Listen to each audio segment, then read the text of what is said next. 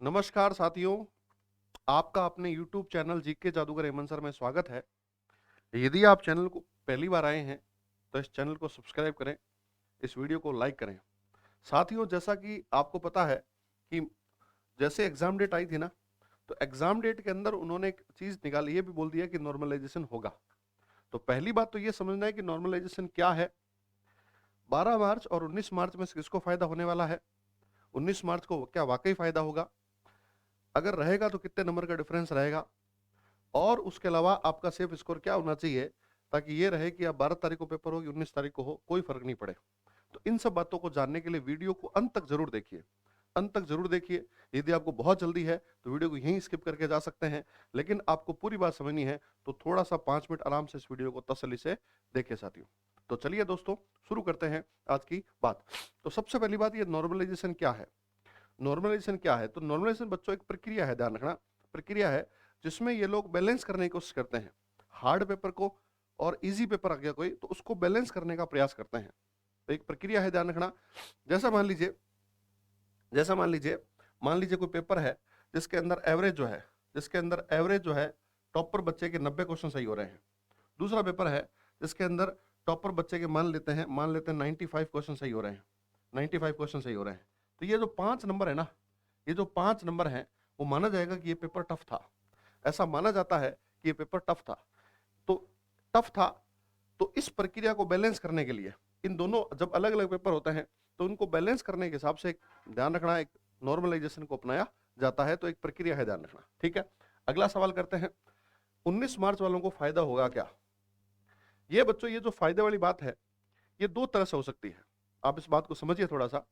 देखना, एक तो पेपर जो है वो 12 मार्च को है, ठीक है। 12 मार्च को पेपर है, बहुत सारे लोगों को 12 मार्च को पेपर है। अब 12 मार्च का पेपर कैसे आएगा, उसका पैटर्न क्या है, उसमें करंट अफेयर कौन से महीने का आए हैं, उसमें किस तरह के एंटोनिम सिनोनिम आ रहे हैं, उसमें किस तरह के पर्यायवाची आ रहे हैं, किस तरह के शब्द युग्म आ रहे हैं, ग्रामर के कितने सवाल आ रहे हैं, वोकेबलरी कितने सवाल आ रहे हैं, जीके में कला संस्कृत कितना आ रहा है, वो बहुत सारा पता जो है बच्चों को पहले से लग जाएगा। 19 तारीख वालों को बहुत सारी बातें, बहुत सारा पैटर्न जो है उनको पहले से पता लग जाएगा। और बच्चों उसी अकॉर्डिंग वो तैयारी कर सकते हैं। उसी अकॉर्डिंग वो क्या कर सकते हैं बताओ? तैयारी कर सकते हैं, क्योंकि 7 दिन बच्चों बहुत ज्यादा होते हैं। 7 दिन में बहुत कुछ तैयार किया जा सकता है। अगर आपने पहले बहुत अच्छी तैयारी कर रखी है तो 7 दिन के अंदर आप पूरा का पूरा सिलेबस भी रिवाइज कर सकते हो। मैं कह रहा हूँ 7 दिन भी बहुत बड़ी बात है। आप 2 दिन के अंदर, 3 दिन के अंदर पूरा सिलेबस रिवाइज कर सकते हो। तो इस तरह से जो है, वैसे बच्चों ध्यान रखना, ऐसे देखा जाए तो 19 मार्च वालों को फायदा होगा। लेकिन लेकिन इस बात को लेके आप टेंशन मत आइए कि 19 मार्च वालों को फायदा होगा तो उन्हीं का सिलेक्शन होगा। 12 मार्च वाले भी अच्छी तैयारी करके जाएंगे तो उनको भी बच्चों ध्यान रखना, उनको भी, हालांकि ध्यान रखना, एक बात और आती है कि पहला जो पेपर आएगा वो थोड़ा सा आसान भी आता है। ध्यान रखना, उस चीज को बैलेंस करने के लिए उनको टाइम मिल जाएगा। 19 तारीख वालों को टाइम मिलेगा इस चीज को बैलेंस करने के लिए। इस चीज को बैलेंस करने के लिए 12 तारीख जो पेपर है वो थोड़ा सा आसान आता है। अब देख लेना पेपर उठा के, 12 तारीख वाला पेपर थोड़ा सा आसान आएगा, ताकि उन चीज दोनों को बैलेंस किया जा सके। तो वैसे फायदा होगा। लेकिन अगर आपको एग्जाम 12 तारीख को आता है, आपका एडमिट कार्ड 12 तारीख को आता है, टेंशन नहीं लेनी है। उसी पूरे ताकत के साथ आपको तैयारी करनी है और पूरे मनोयोग के साथ आपको एग्जाम देना है। सिलेक्शन आपका कोई नहीं रोक सकता है। तो ये सोचना कि फायदा होगा नहीं होगा, मेरा कब होगा पता नहीं, ये सारी बातें आप अलग रखिए। आपको अगर सेलेक्ट होना है तो आप होगे ही सेलेक्ट, ठीक है। तो कोई टेंशन वाली बात नहीं है। नॉर्मलाइजेशन में सेफ स्कोर क्या है साथियों? देखना, सेफ स्कोर कुछ भी हो, मैंने इसलिए पिछले वीडियो में बताया था, अगर आप नहीं देखा देखो।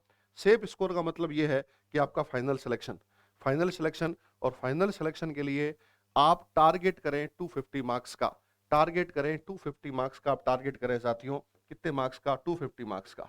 अब कई लोग ये बोलेंगे कि सर ये नंबर बहुत ज्यादा है, तो मैं क्या कर सकता हूं उसमें? नंबर ज्यादा है, कंपटीशन भी ज्यादा है, सब्जेक्ट कम है। आप बात समझो, बच्चे बहुत लंबे समय से तैयारी कर रहे हैं, तो 250 मार्क्स का टारगेट लेके बोल रहा हूं मैं। अगर इतने नंबर आपके आ गए, ये मैं बात कर रहा हूं जनरल मेल कैंडिडेट्स की, इतने नंबर अगर आप आ गए तो आपका सिलेक्शन कोई नहीं रोक सकता है। अच्छा, कैटेगरी वाइज आप 10 नंबर कम कर लीजिए, जैसे ओबीसी के, इसके अलावा ध्यान रखना एससी के, एसटी के, उससे 10-10 नंबर कम कर लीजिए। वो डिटेल बात अपन पिछले वीडियो में कर चुके हैं। तो आई होप आपको ये बात समझ आई होगी कि मैं क्या कहना चाह रहा हूँ साथियों।